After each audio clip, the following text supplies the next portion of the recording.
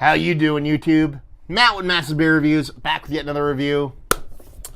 The end of an era. What kind of era is that? A very short-lived one, and that is my beer mail from Gary. Thank you very much, Gary, for sending me off a big, huge box of UK beers, and this is the last one I'm going to drink out of the bunch, and that is Beavertown and Verdant Brewing's. It's called Shut Up and Play the Hits Double IPA.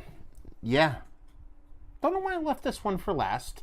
Maybe because it was a little 12-ouncer, but there was a little 12-ounce barrel-aged jammer I drank pretty quick, so I don't know.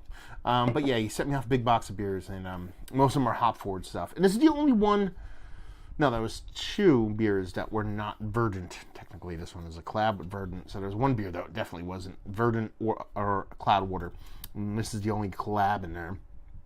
Actually, there was another one that was collab. Don't listen to me. Well, listen to me, but not all the time. Anyway, yeah, so I'm going to drink it, and we're going to talk about it. I like this can for a couple reasons. One, it says Beavertown and Verdant Brewing Company. It's Shut Up and Play the Hits Double IPA. Now, on the back here, it says Double IPA, 8.9% alcohol by volume.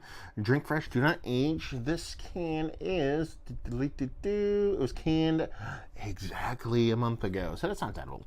And then it goes through, brewed and canned at Beavertown Brewery from London. There you go. And unfiltered and pasteurized natural beer. A couple things. One, it says allergens in bold, and everything's in bold, so everything's an allergen. I kind of like that. And label-wise, I like it. It's okay. It reminds me of like a Deadhead kind of concert thing. I'm not a big Deadhead guy, but the reason why I like this label so much is because I don't know what's underneath it. I've been wanting to peel it off. So there you go. That's your label. And it has a sticker on a blank can. So there you go. Play the hits. I've been wanting to peel it off since I got it. I assume what Beavertown does is just kind of gets these cans and throws beers in them and throws labels on them, but I kind of like the can without the sticker on it. So there you go.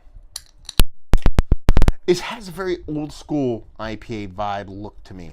Like it's going to come out like old school IPA. I don't know why. Maybe it's the Deadhead thing that has me. I'm just going to pour the whole thing in there. Really aggressive. Piss some people off. I'm going to put this sticker back on real quick so people out there in the internet lands can see what I'm drinking. How does that work? Good enough on camera? Whatever. There we go. And, half creamy, half rocky head. Just off white in color. And, yeah, she's got that new school haze to her, so who am I to talk about preconceived notions? It's got a rich orangeness to her. A bit darker than what you expect from a lot of these, like any IPAs, but definitely not outside of the spectrum of color that typically dive into. Let's see what she smells like.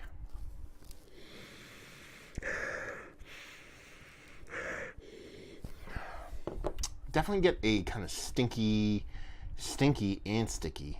I kind of combine those two. Green hop. It's not like super dank, but at the same time, it's not like gentle. It's somewhere in between. I'm definitely getting like citrus rich fermented orange citrus. Like there's a big sweetness. The beer is going to be very sweet. There's a big sweetness to it. It almost reminds me of like when an orange juice is sat out too long in the warm weather and it kind of gets a little bit kind of tangy. That pre-fermentation stage. That just goes with any fruit. So I'm getting those kind of rich, deep, rich, sweet, kind of real pre-fermentation, kind of spritzy, kind of zingy fruitiness to it. Overly ripened fruit is what I'm trying to say. And it smells like it's going to be big. They call it a double IPA. It's almost 9%. It smells that way. It's not a heat thing, but it's the way the sugars come off and everything like that. But yeah, sweet orange, sweet fruit medley. Let's go that way. Let's not even just yammer off a bunch of bullshit fucking monikers, and just say it smells like it's gonna be sweet. And there's a bit of greenness to it that hopefully pops out and balances everything off. Cheers.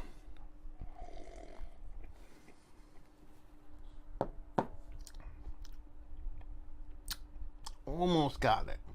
Almost got that green to jump up on pop and balance everything up. It's sweet. It's very sweet. It's fruit juicy sweet. It's warm fruit juicy sweet. Even though the beer's cold, it's probably like 45 degrees, give or take. It just has this rich, fermented, overly ripened fruit sweetness to it. It's orange. It's your kind of, your tropical fruit. You want to rattle off kiwi or papayas and all that stuff, whatever. It has that going for it. But it's all super sweet. It's all super ripened. It's all almost like just like I said, like that kind of fruit juice that set out too long. Then you get that green portion of the show. When you actually take a first sip, it rides with that sweetness kind of neck for neck, and it just stops, and that sweetness builds. It's not overly sweet. A lot of people who like the Haze Bro stuff will definitely dig this. And people who don't either, and give this to somebody who doesn't say, I don't like IPAs, and give it to them, they'd be like, this is really good. Because it lacks that bitterness. There's enough there where it rides up and rides with it for a little bit and just stops short, and then that sweetness kind of continues. Tasty beer. Mouthfeel super dense, super thick. So if you're into that kind of thing with the IPAs, you'll dig it. But it's nice. It's not something I haven't had. Let's put it that way. This is a very common spot for a lot of people that are trying to make the hazy New England style IPA end up landing. Because what it is it can be a bit hard to get that kind of, that dankiness, that haziness, that's, all those bits and pieces, that a bit of ABV bump to make that goal a bit easier to obtain. And that's where this ends up landing for a lot of people. They end up having this very rich, robust, sweeter kind of hazy, dense New England style IPA that just lacks a bit of nuance, that lacks a little bit of drinkability. Because it's tasty, it's nice, but a 12-ounce can of this is enough. I see this a lot in 16-ounce cans, and that's way more than enough. A half a can of this would be perfect for me. But it's not bad. It's not. I'm going double negative on you. Not tasty. It just lacks any kind of uniqueness, ambition. I'm not gonna say ambition because they're both ambitious breweries. For me to say that is kind of poopy. It's nice, a little bit of personality, and nice, tasty. It's nice and tasty because it tastes like fruit and it's sweet, not because it's a really good double IPA. Let's put it that way. At least that's what I think. So yeah, it's not bad. It's a lot of people might find this fantastic if they don't want to have a beer. They want something more kind of beer-esque, juice-esque laden kind of beerness. Then this is a foot to bill. But yeah, man, I'm pooping on. I feel like I'm pooping on it more than I should. And I'll poop on stuff. I don't mind pooping on stuff. So anyway, so there you go. Let's talk about it. This is one of the better double IPAs that I've had as of late. No, it just doesn't land that way for me. It could come off a bit more, but it just doesn't. Value and availability, I don't know. It's UK jams.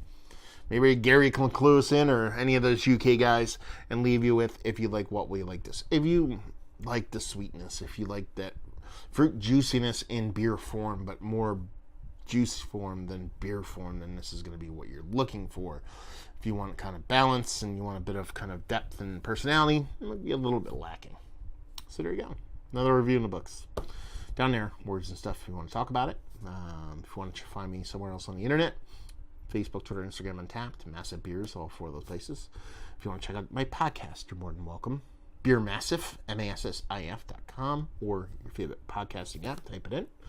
And listen to me talk about other things in the audio form and not this beautiful video form with this beautiful face. And there you go.